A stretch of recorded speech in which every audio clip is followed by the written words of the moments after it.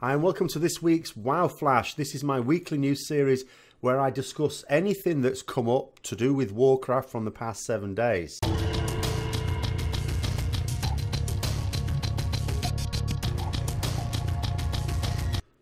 So lots of things have happened in the last week. There's been a lot of communication from Blizzard, and that's sort of the theme for this week. But I suppose we should really go back. Last week we were sort of on the verge of the first guild killing Mythic Gul'dan. That's now been done, of course. Exorcists have achieved that. So of the 3 raids that have been done now in Legion, Exorcists have got the world first in 2 of them. So congratulations to them.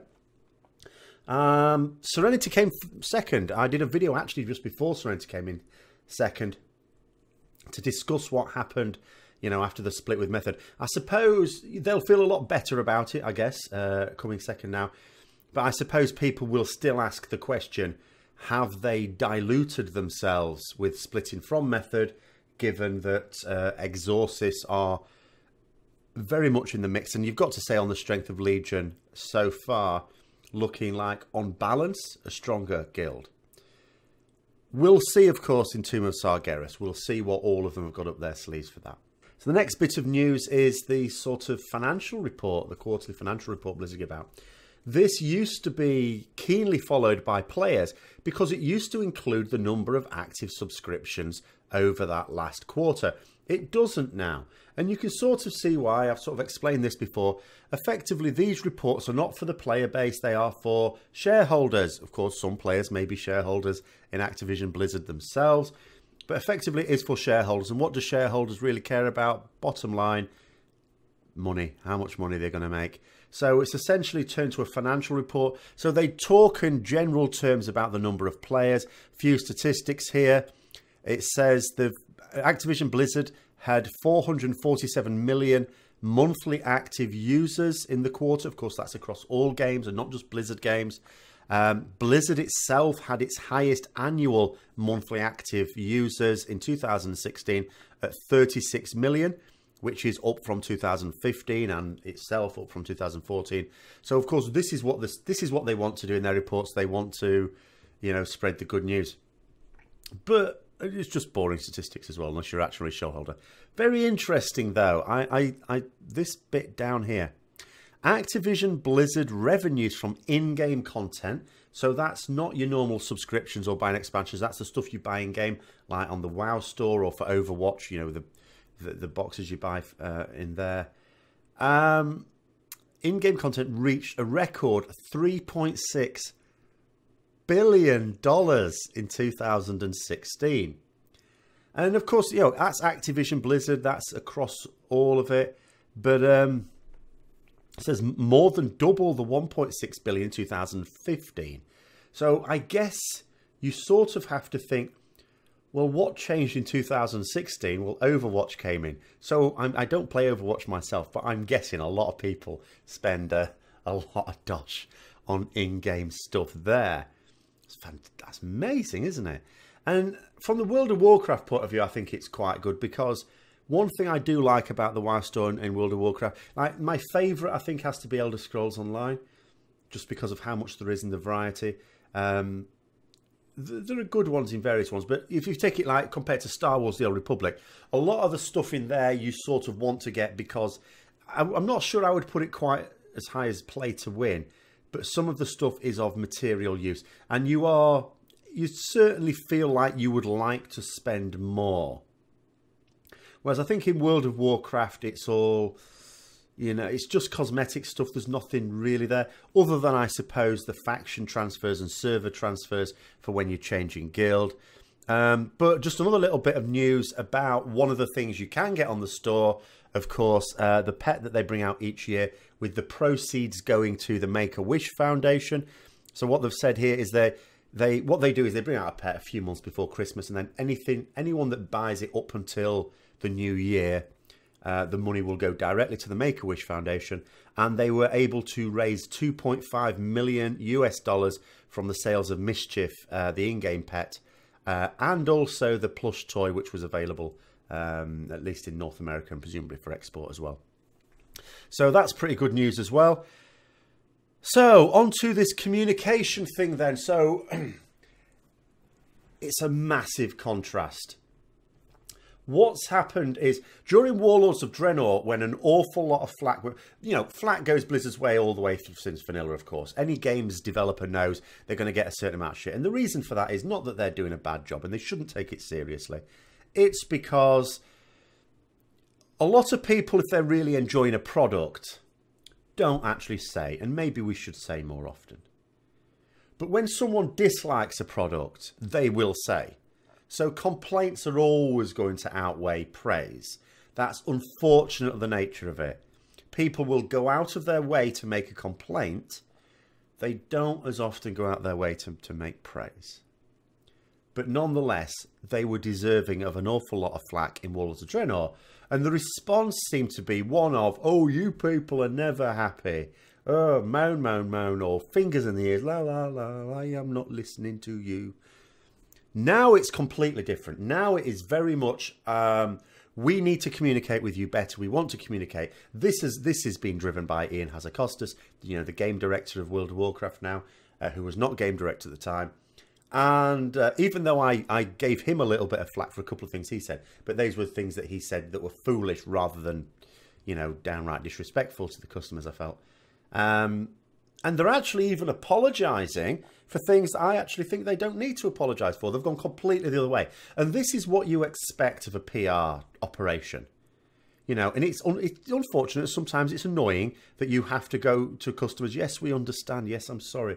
When actually it's the customer being the pain in the ass. But some of them, they say, I need to read some of these out because these are pretty good. It says, we've been working extremely hard to improve communication. I'm sorry that you're not seeing all of it. Actually, they've improved it so much. I think we need to give them some credit for that. It's not just that they're trying. They're actually succeeding in things. But what they said is, so here's a short, top of my head, rundown of what we've done in the past month.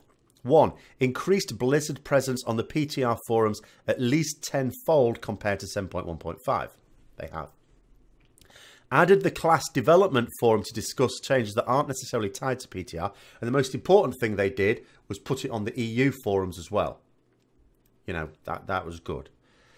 More than triple the frequency of responses via Warcraft devs compared to the 2.5 timeframe. That's the Twitter handle there. Reintroduced the PTR patch notes. A lot of people were complaining that, you can sort of find the information. You can sort of find what's going on the PTR. But you have to go various places and read various things. They've now sort of centralized it. So there's a place to go to see the up-to-date PTR patch notes, which has to be a good thing. Started posting PTR development notes to give insight into what each build is bringing. That is also good. They're not just saying what changes are coming. They're, with many of them, they're actually saying what their thought process is. That is very useful for providing feedback, because even if we disagree with it, we know where they're coming from. We can therefore, if we still disagree with it, form a sensible argument against it. And we actually might change our mind. We might look at the thinking about it and go, oh, yeah, fair enough. Made significant changes to the community team structure and formed a team dedicated entirely to developer communications on the PTR and class development forums.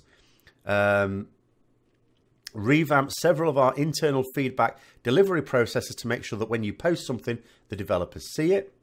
Significantly increased the rate of communication between our community and development teams so that CMs can be much more informed on the changes to the game and take on more of the burden of communication ourselves. So in other words, what they're able to do is they're then able to go and communicate with the development team. Oh, these questions are coming up. What's your response? And then they can pass that response on. That's how it should work. And if that wasn't enough, they've said on the list to do in the next month or so is 1, significantly increase CM presence on the forums now that we're more able to answer questions ourselves. Begin posting more direct requests for feedback as 7.2 development has begun to reach a state where we're testing more than just stability. Dramatically increase the rate of live developer Q&As as we get closer.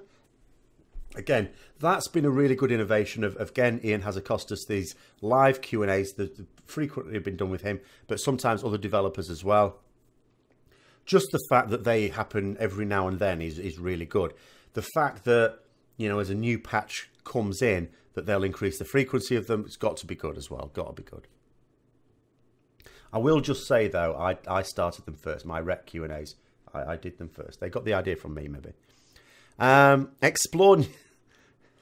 Explore new methods for communication, especially for complicated topics like class balance or often overlooked topics like RP, both of which don't fit well into a standard live Q&A, and of course don't fit well into Twitter. You can't really have those discussions on Twitter. Improve, they didn't say that, that's me. Improve our internal knowledge tracking resources so that everyone posting in blue text is on the same page. This sounds a hell of a lot easier than it actually is in a company the size of Blizzard. That's fair enough. You know, they obviously what they want to do, I think what they're saying is they want to be able to communicate and communicate quickly. What they don't want is for someone to say one thing and then someone has to tap on their shoulder and go, no, it's complete opposite. That's obviously not good.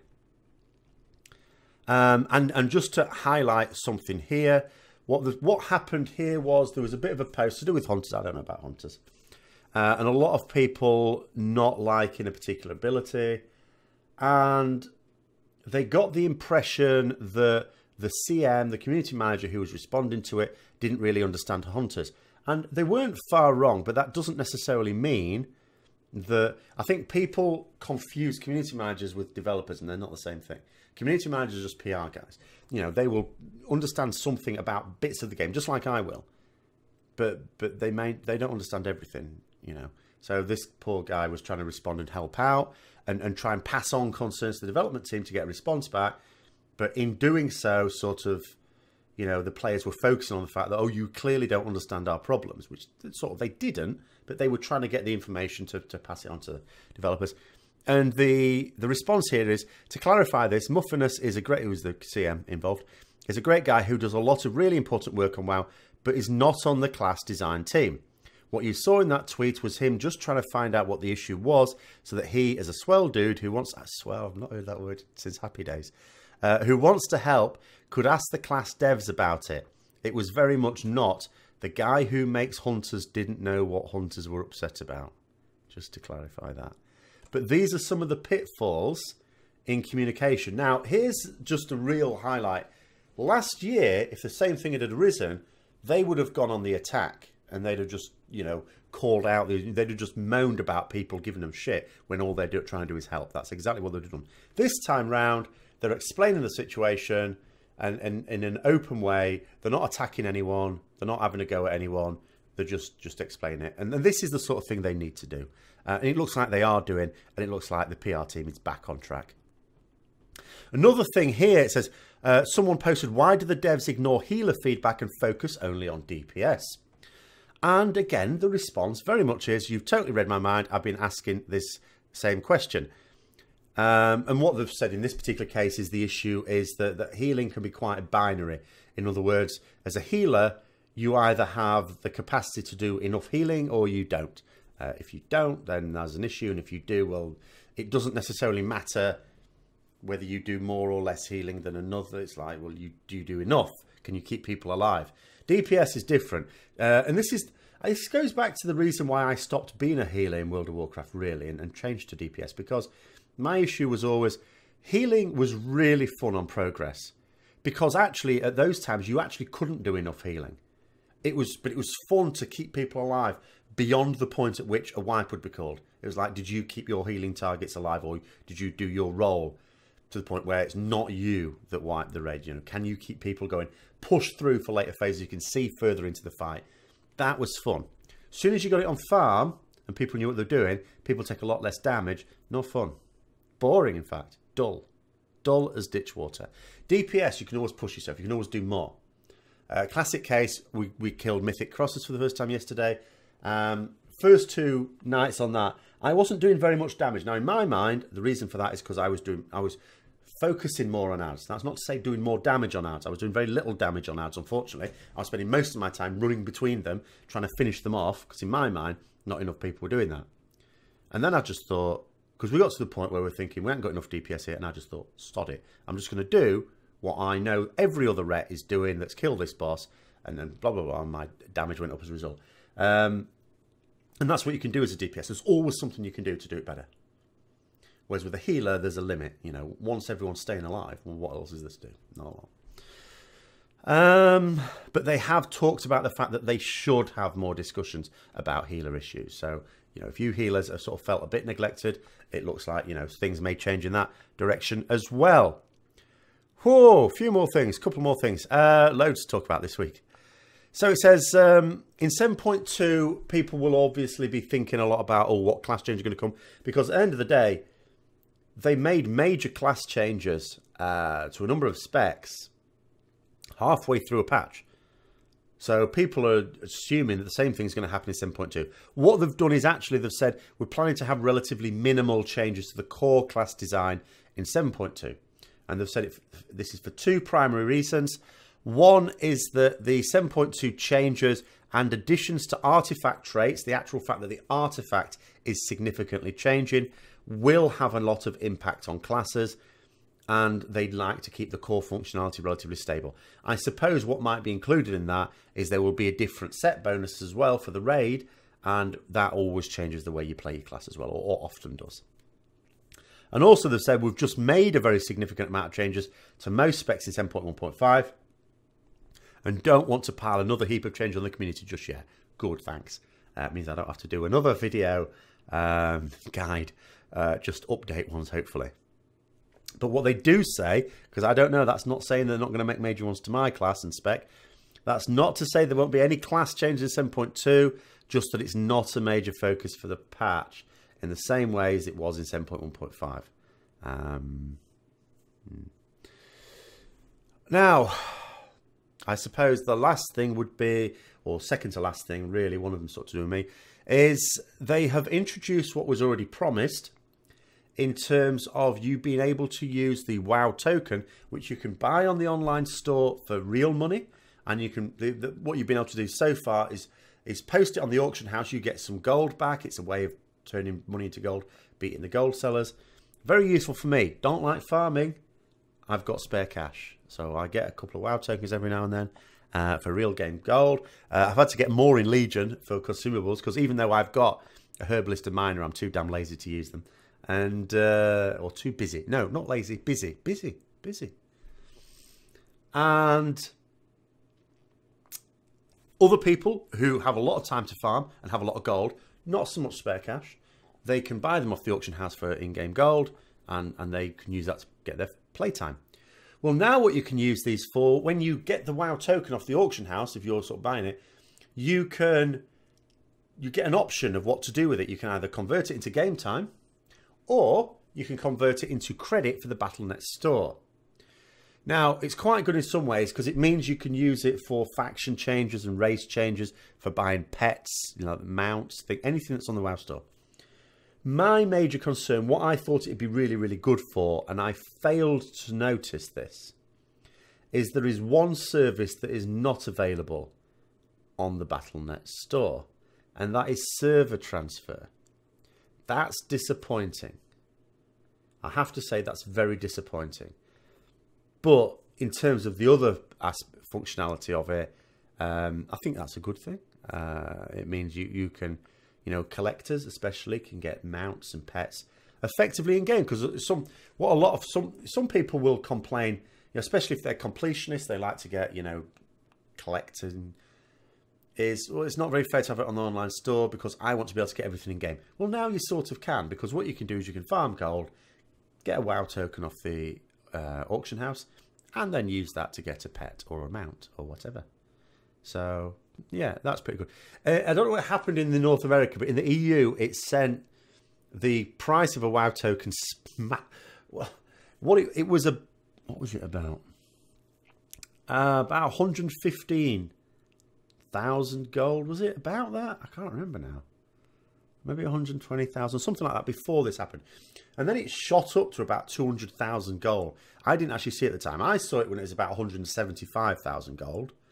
Bought a couple, of course. And then it sort of came down to about 140,000 and then back up to 155,000. Not been online today to see what it's like at the moment, but it's all over the place. It's mental. Absolutely mental. And, you know, and I'm at the supply end of it, so I sort of buy them. So if it stays, I don't know. I've bought a couple of ours, so I'm not going to go mad. But, yeah, I don't know what it's done in North America, though. That would be interesting. And finally, just one from me.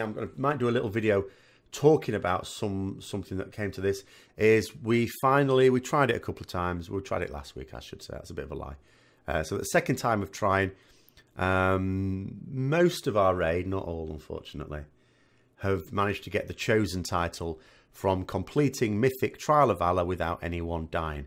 And that meant on Trash as well. Trash was actually the most stressful part of it. I sort of knew as long as we didn't wipe, I wouldn't die on the bosses. The Trash is a different matter. People can be a bit careless on that. In fact, our poor old tank, I remember the Trash after Guam is actually, the first Trash pack's pretty nasty. It looks really straightforward. Oh, just grab the thing and AoE the skeletons. But it's actually quite nasty.